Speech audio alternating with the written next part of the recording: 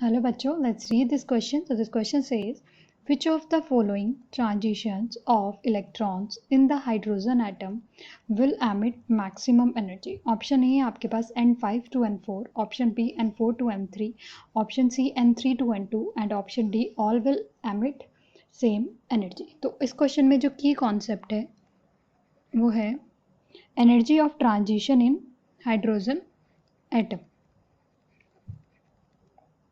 Energy of transition in hydrogen atom. Bore के according जो atom है, एटम का स्ट्रक्चर कैसा था? एक न्यूक्लियस है सेंटर में और उसके चारों तरफ स्टेशनरी ऑर्बिट्स हैं. ये प्रोटॉन और न्यूट्रॉन से मिलके बना है और इलेक्ट्रॉन्स इन ऑर्बिट्स में रिवॉल्व करते रहते हैं, वो घूमते रहते हैं ऑर्बिट्स में और अपने स्टेट्स में मीन्स अपने जो ऑर्बिट है उसमें रोटेट करते टाइम वो किसी भी टाइप की एनर्जी को एमिट या एब्जॉर्ब नहीं करते. लेकिन जब वो किसी हायर एनर्जी ऑर्बिट में जाते हैं, जो न्यूक्लियस के पास वाला है उसका सबसे लो एनर्जी होता है, उसके बाद हाई एनर्जी, उसके बाद उसके हाई एनर्जी. जैसे अगर हम बात करें ये E1 है, ये E2 है, ये E3 है, तो सबसे बड़ी जो एनर्जी होगी E3 होगी, E2 एंड E1. तो जब कोई भी इलेक्ट्रॉन E1 से E2 की तरफ मूव करेगा तो वो एनर्जी को एब्जॉर्ब करके करेगा मूवमेंट, और अगर कोई हायर से लोअर की तरफ मूवमेंट करेगा, E3 से E2 की तरफ मूव करेगा तो वो एनर्जी को एमिट करके करेगा. तो यहाँ पे यही बोला है transition of electrons in the hydrogen atom will emit maximum energy. इसके लिए बोर्ड ने एक फॉर्मूला दिया.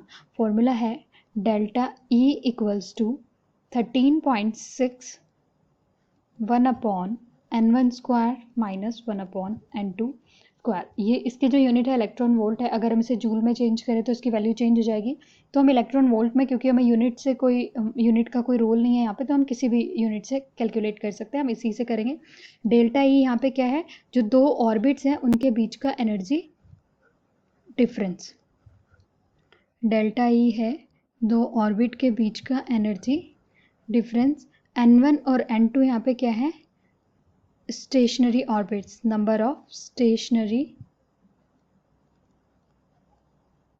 ऑर्बिट्स. तो अब हम इनको एक एक करके सॉल्व करते हैं. जैसे आपको फर्स्ट गिवन है N5 से N4. फर्स्ट वाला जो है N5 से N4 में मूवमेंट किया है, उसके लिए हम सब तीनों के लिए हम क्या निकालेंगे? कितना एनर्जी एमिट किया है, फिर मैक्सिमम हमारा आंसर आ जाएगा. सो फर्स्ट वाला सॉल्व करते हैं. ए ऑप्शन जो है वो है N5 to N4. यहाँ पे जो N1 होगा वो होगा 4 और N2 जो होगा वो होगा 5. सो फॉर्मूला है हमारे पास delta E equals to 13.6 1/N1 square minus 1/N2 square. ये हो जाएगा 13.6 1/N1 का जो वैल्यू है 4 स्क्वायर माइनस 5 स्क्वायर. 13.6 1/16 माइनस 1/25. 13.6 यहाँ पे एलसीएम लेंगे तो एलसीएम आ जाएगा 400 और ये हो जाएगा 25 माइनस 16. 13.6 मल्टीप्लाई बाय ये कितना हो जाएगा? 9/400. इसको जब सॉल्व करेंगे होगा 122.4/400 और ये हो जाएगा 0.306 इलेक्ट्रॉन वोल्ट. सो ए जो है वो हो गया N5 to N4 जिसका आंसर आया 0.306 इलेक्ट्रॉन वोल्ट. अब बी देखें. बी क्या है हमारा? N4 to N3. इसको भी कैलकुलेट करते हैं. N4 to N3. So delta E हमें कैलकुलेट करना है. ये हो जाएगा आपका delta E 13.6 1/N3 means 3 square minus 1/4 square. 13.6 1/9 minus 1/16. 13.6 इनका जब एलसीएम लेंगे तो ये आएगा 144 जगह 16 माइनस 9. 13.6 13.6 मल्टीप्लाई बाय 7/144, और जब 13.6 और 7 का मल्टीप्लाई करेंगे तो ये आएगा 95.2 डिवाइडेड बाय 144। आंसर हो जाएगा 0.661 इलेक्ट्रॉन वोल्ट। ये आ जाएगा इलेक्ट्रॉन वोल्ट। तो आपका सेकंड वाला भी निकाल दिया हमने। अब थर्ड चेक करते हैं। थर्ड क्या है, N3 to N2, that means N1 का वैल्यू कितना है 2 और N2 का वैल्यू कितना है 3। को कैलकुलेट कर लेते हैं। Delta E equals to 13.6 1/2 square minus 1/3 square, 1/4 minus 1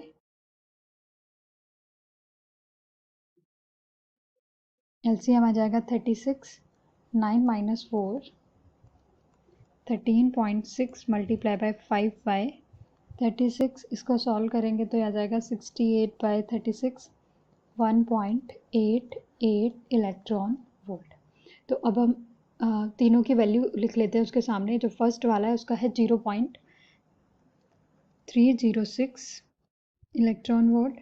second है, सेकंड जो वैल्यू आ रही थी वो कितनी है हमारी 0.661 इलेक्ट्रॉन वोल्ट, और लास्ट वाला था 1.88 इलेक्ट्रॉन वोल्ट। सो हम देख सकते हैं डी ऑप्शन है, all will emit same energy. हम देख रहे हैं तीनों अलग अलग एनर्जी हैं, तो ऑप्शन डी तो इनकरेक्ट है।